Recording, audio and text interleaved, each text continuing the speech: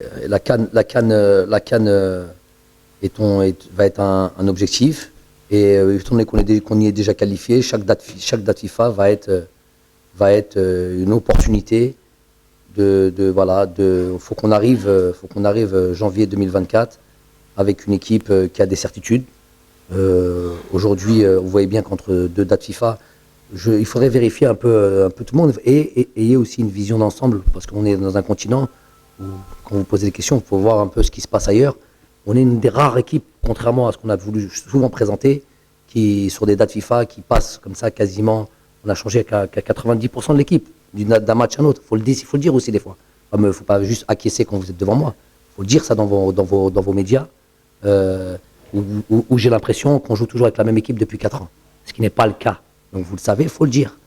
Donc l'idée c'était sur 2 dates FIFA de ratisser et de voir beaucoup de monde tout en essayant de garder être compétitif et gagner les matchs. Je le répète, c'est pas donné à tout le monde. Des joueurs qui se présentent pour une première sélection. Donc tout ça fait qu'à un moment donné, évidemment, on va plus, l'étau va se resserrer, on va plus avoir ratisse large pour le moment, mais à un moment donné, il va y avoir une équipe type qui va se dégager avec évidemment un système, 2 systèmes peut-être sur lesquels on maîtrise. Bon, il y a déjà un système sur lequel on maîtrise assez bien. Il va falloir qu'on a en tête, en tout cas, j'ai en tête d'avoir plusieurs cordes à notre arc, c'est ça.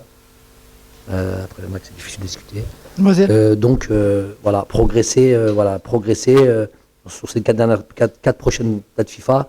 L'objectif, ça sera ça, d'avoir une équipe type qui se dégage avec des idées claires et au moins deux systèmes que l'on maîtrise parfaitement selon l'adversité qui se présentera à cette Coupe d'Afrique.